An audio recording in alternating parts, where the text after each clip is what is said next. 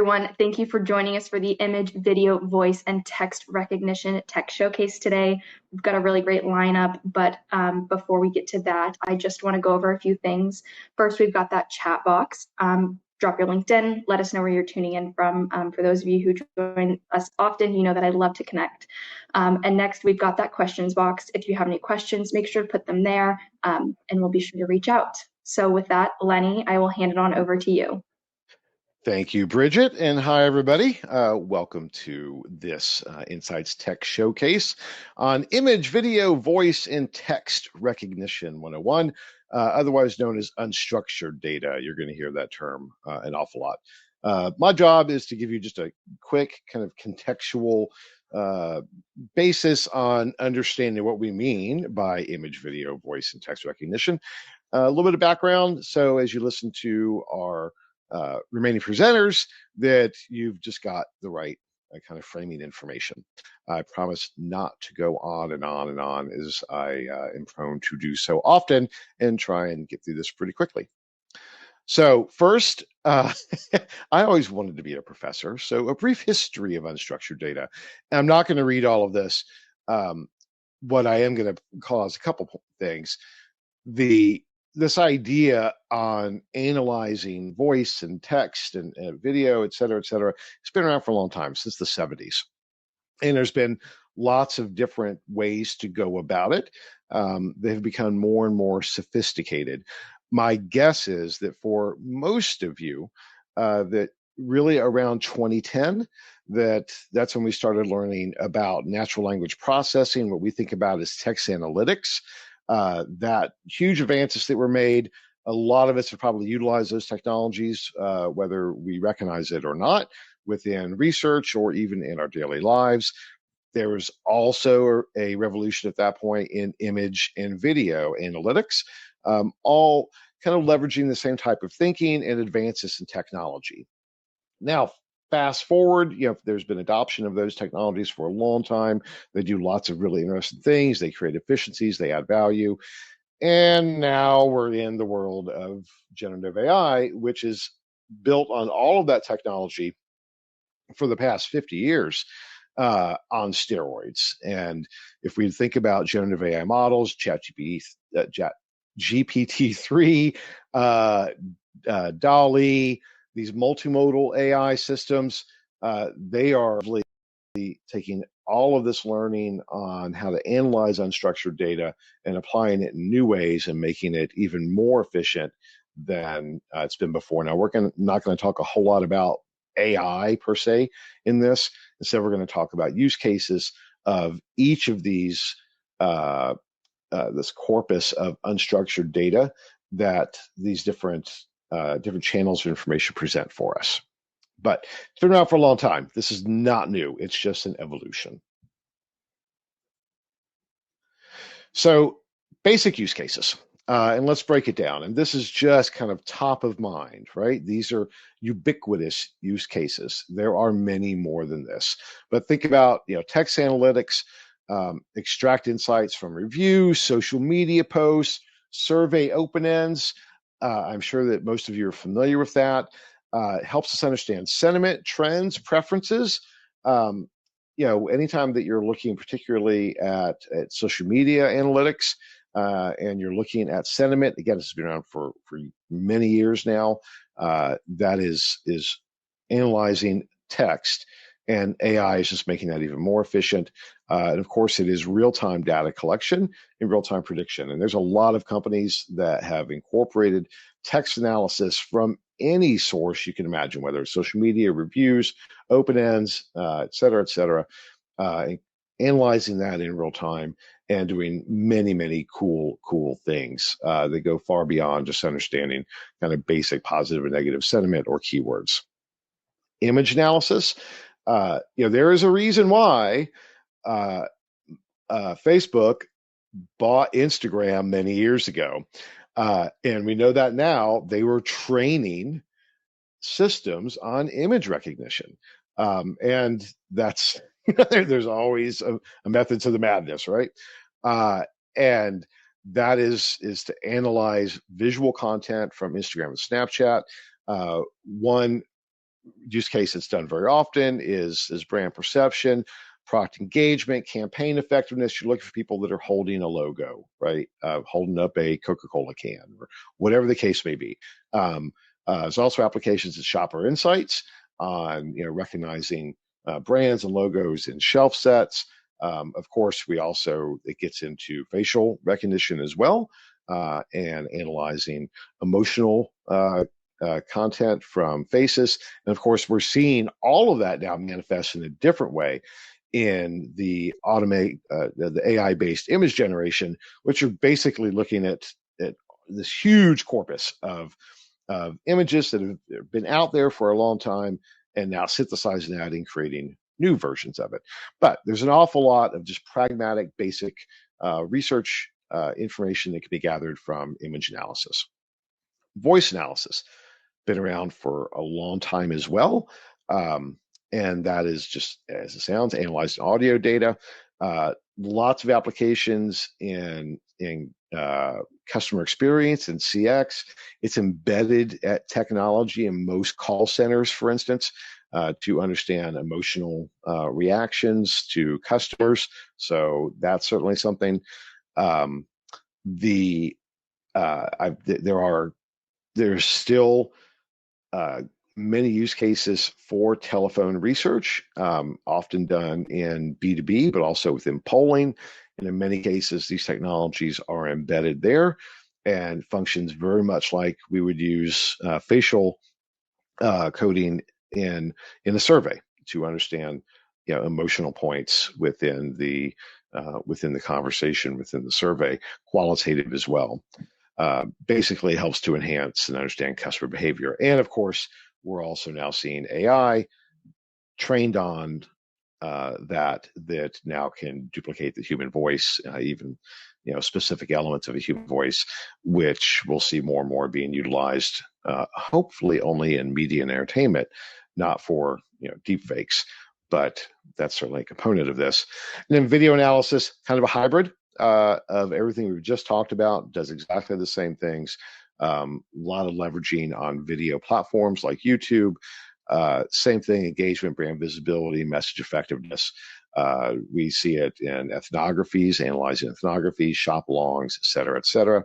And again, insights into consumer behavior and preferences.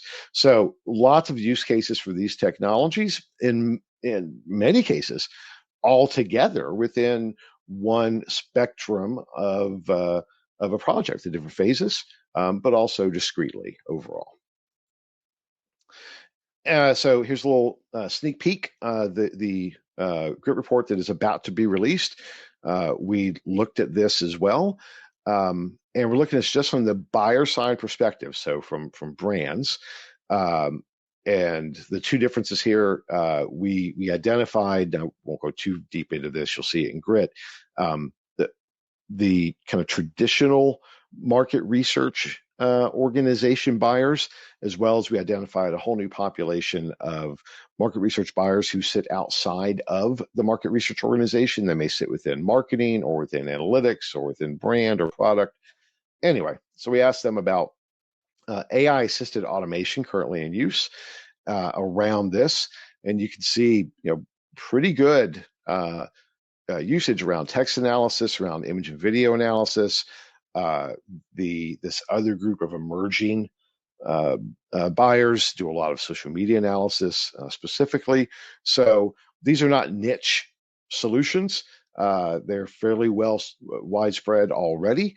As AI continues to make scalability, efficiency, cost even more significant, we'll continue to see greater and greater adoption of these solutions, either as standalone kind of bespoke solutions, more than likely simply embedded into the background, excuse me, of every other platform or solution or methodology that we use.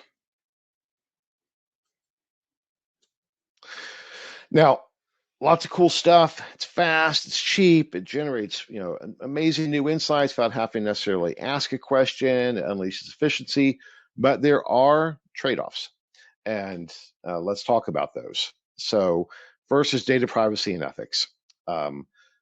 If we're analyzing this data, these types of data, without express permission of the respondents, which is often the case when we're utilizing social media data.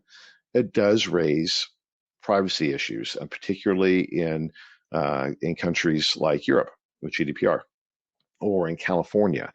Um, so make sure that you are thinking through those components and that compliance is there. In most cases, when we're leveraging social media as the corpus, that permissioning is at least theoretically addressed in the terms of service. If somebody is posting on X, or uploading videos on YouTube within their terms of service, they're effectively given permission for that content to be used.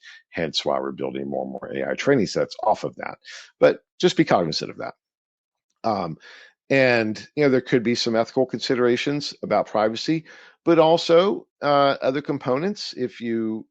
I've certainly heard stories in video ethnographies where, particularly during 2020, that we detected folks that were struggling, that maybe had some emotional concerns.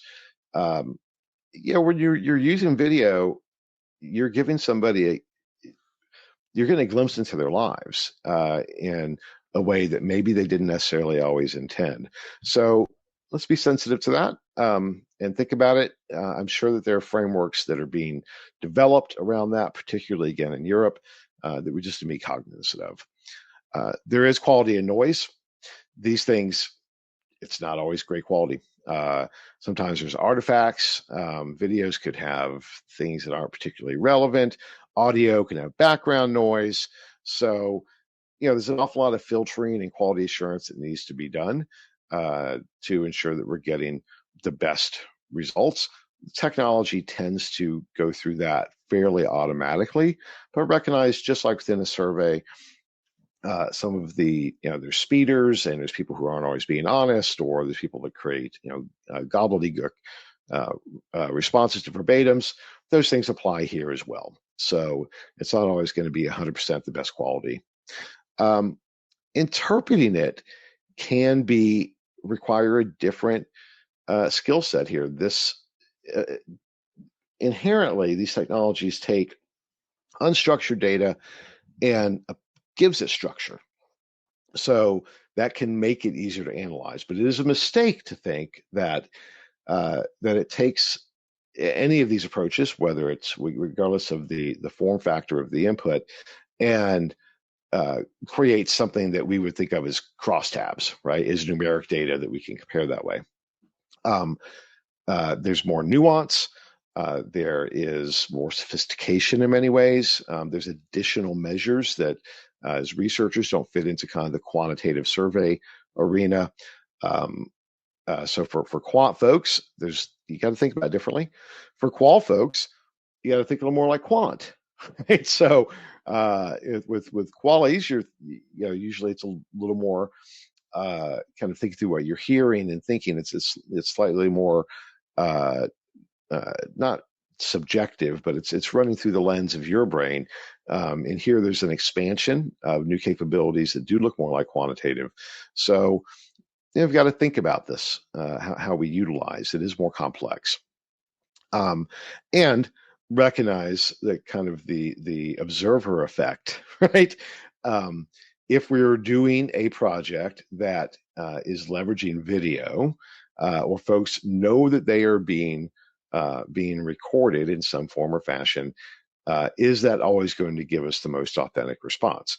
Those who have kids and observe TikTok, you may have a visceral reaction of saying, no, there's no way it can be authentic.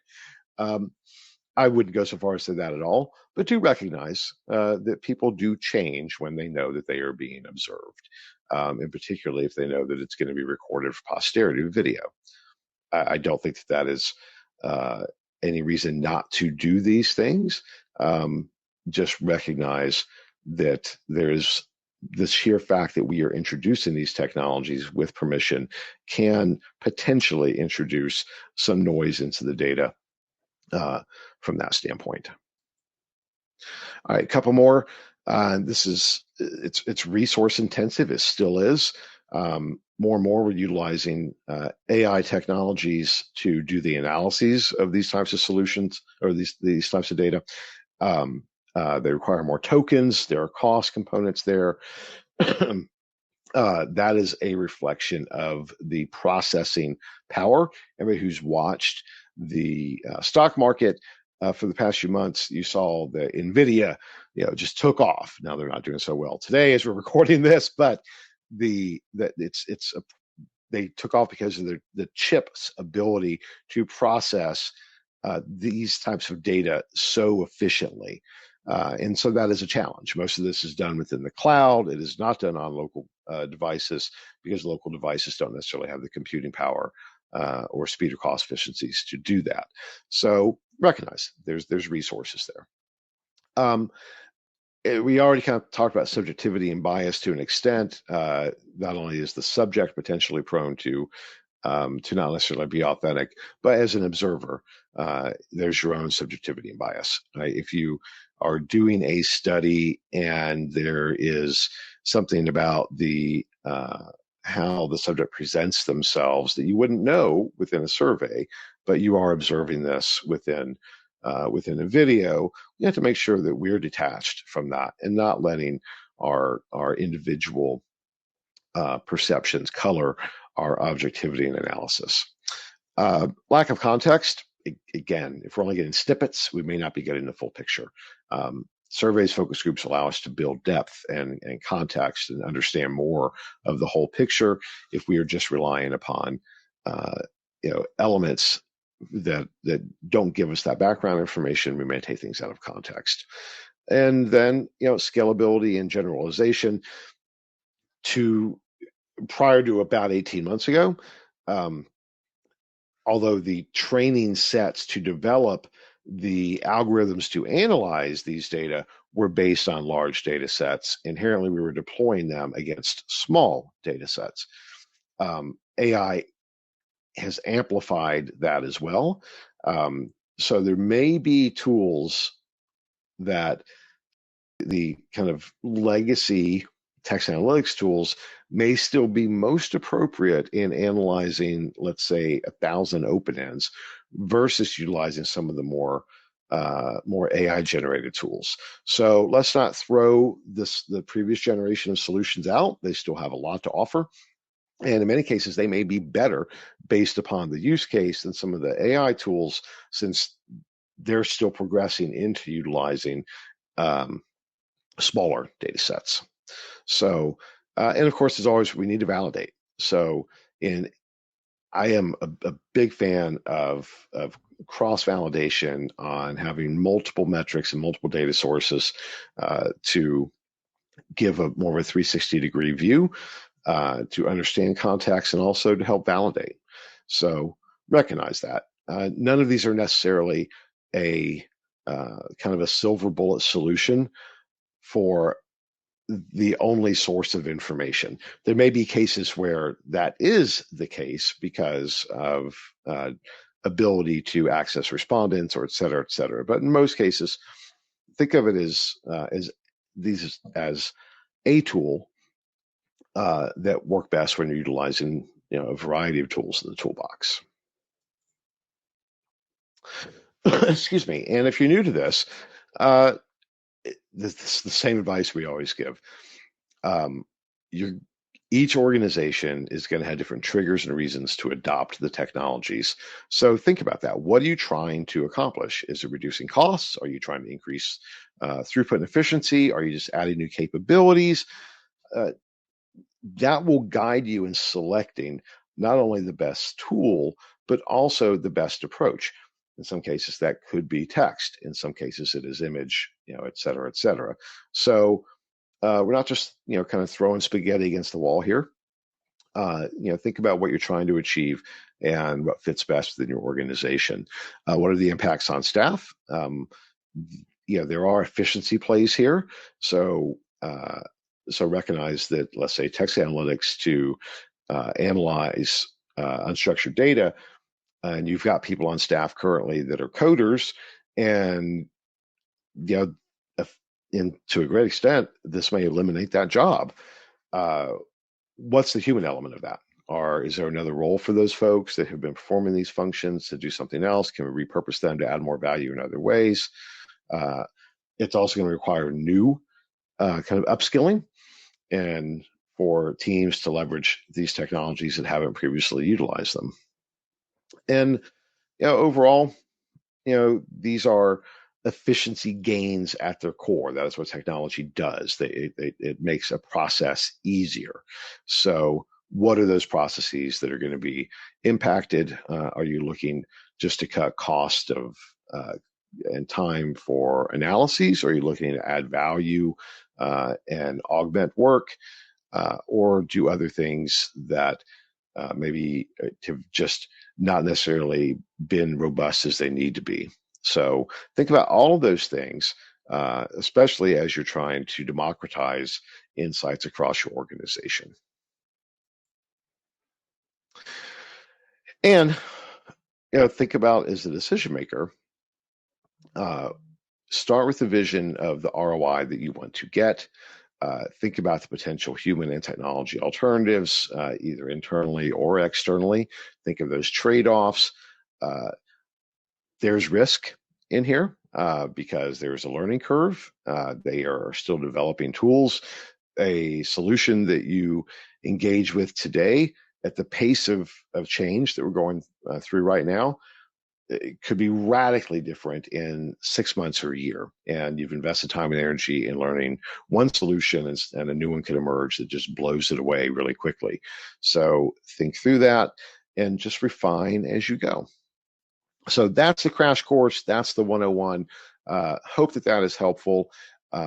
Give you context as you listen to the amazing solution providers that are going to follow this.